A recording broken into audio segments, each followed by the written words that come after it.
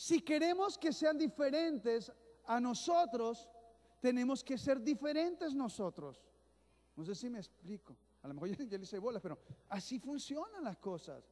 Ahora, ¿por qué aprendemos nosotros tanto de Dios?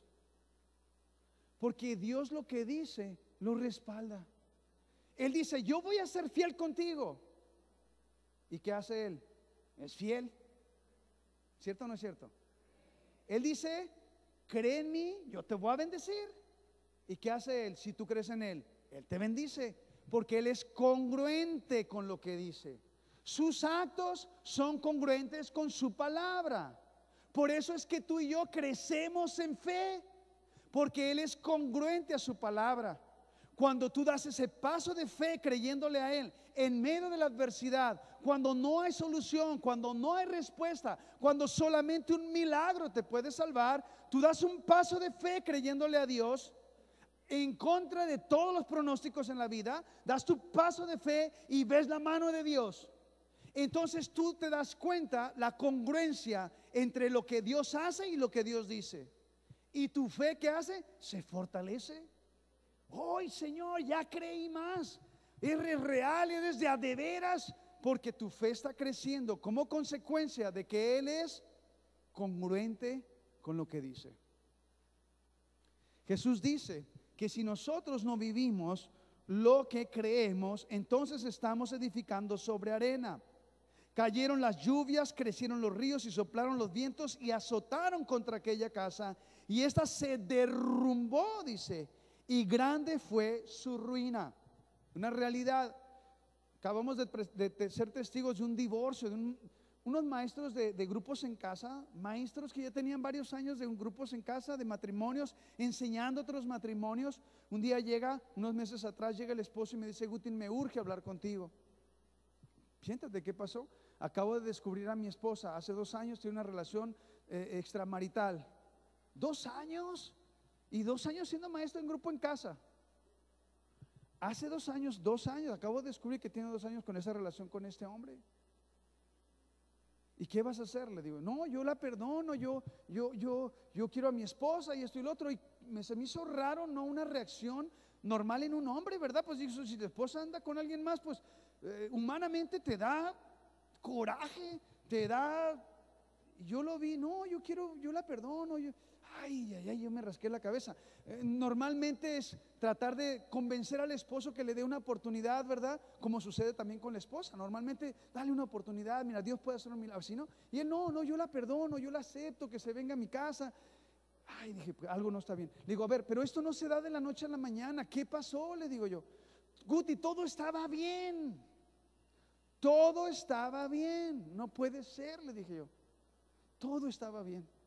Yo necesito hablar con tu esposa. Hablé con su esposa por teléfono. Le dije: necesito verte a ti, necesito platicar contigo. Y ella va a la oficina, hablo con él, le digo: mira, acabo de hablar con tu esposo el día de ayer y él me dice que todo estaba bien. ¿Qué pasó? ¿Por qué esto? ¿Por qué esta relación de infidelidad? Me dice el: Guti, no es cierto eso. Cansada, años tenía diciéndole que arregláramos nuestra relación, que cambiara. Una persona indiferente. Guti, tú siempre me ibas a ver con mis hijas sola en todas partes. Siempre le decía: viejo, acompáñame, ve conmigo. No, ve tú con la muchacha. Y siempre la mandaba con sus hijas, indiferente a sus necesidades.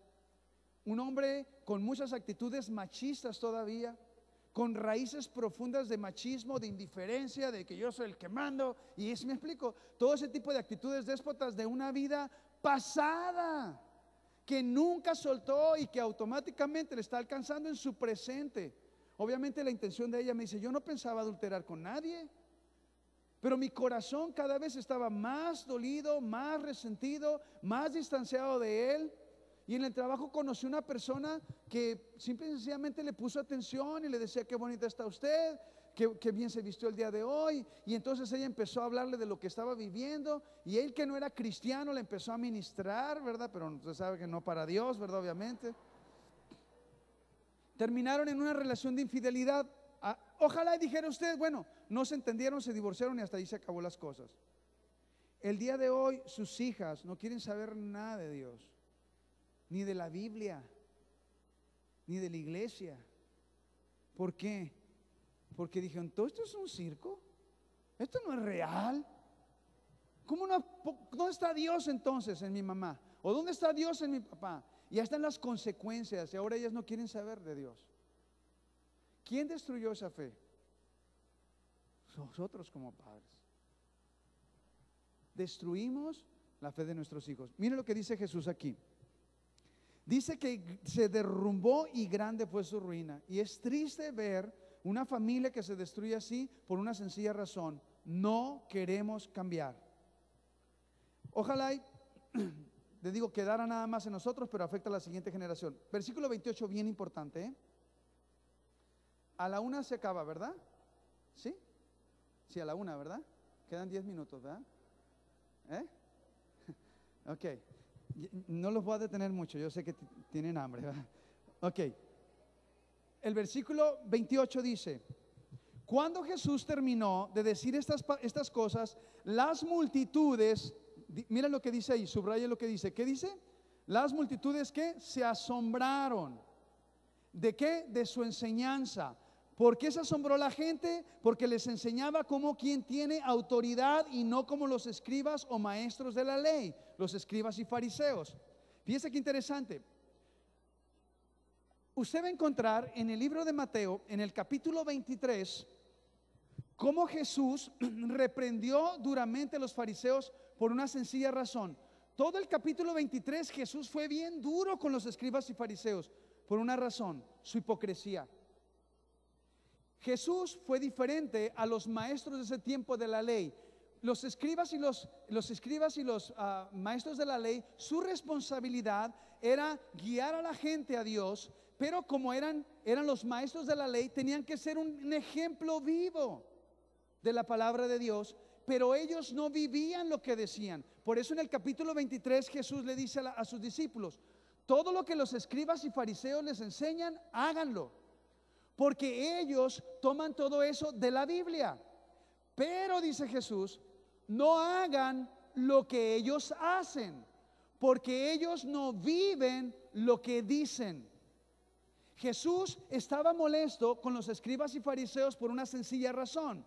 Por tantos años los escribas y fariseos, de no vivir lo que decían creer, habían matado la fe del pueblo de Israel. Cuando Jesús vino a esta tierra y empezó su ministerio, había una crisis de fe. No había fe en la gente. Y como no había fe en la gente, no había milagros. No sucedía nada sobrenatural. Cuando Jesús empieza a predicar el evangelio, a vivir el evangelio, la fe en el pueblo tuvo un avivamiento. La gente empezó a creer. Y como la gente creía, Jesús decía: hágase conforme a tu fe. Y como había fe, había milagros. La gente empezó a cambiar, los enfermos sanaban, la gente se arrepentía de sus pecados, porque la gente se asombraba de su enseñanza, porque él enseñaba diferente a los escribas y fariseos, porque él vivía lo que predicaba. Nosotros detenemos los milagros en nuestra casa cuando no vivimos lo que creemos. Destruimos la fe de nuestros hijos. Ellos no creen en Dios. Y si no hay fe, Jesús fue a una aldea y dijo, dice la Biblia claramente, Jesús fue a esta aldea y no pudo hacer milagros por causa de que no había fe. Cuando tú estás viviendo lo que crees, tus hijos están viendo una realidad de Dios en tu vida. Ellos están viendo los milagros que Dios hace en tu casa, cómo Dios provee, cómo Dios suple, cómo Dios abre puertas. Entonces hay milagros que están sucediendo. Ellos están viendo una realidad, no una religión.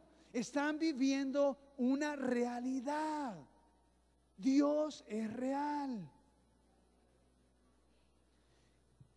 Las estadísticas, quisiera que avanzáramos en las estadísticas. ¿Me das la siguiente? Mire, ellos hicieron estas estadísticas para encontrar quiénes eran las personas, y esto es muy importante que usted lo vea. Se lo estoy poniendo las estadísticas ahí para que usted y yo podamos ser claros en esto que le quiero enseñar. Ellos investigaron quiénes son las personas que son un factor de mayor influencia en los niños. Fueron y agarraron a todos los niñitos de escuelita bíblica, adolescentes, y les empezaron a preguntar: ¿quién es la persona que más te motiva a ti a creer en Dios? Y las estadísticas arrojaron que los hombres dijeron, los niñitos dijeron, mi mamá. Dijeron los hombrecitos, el 81% de los niños dijeron: mi mamá es la persona que me motiva a mí a creer en Dios.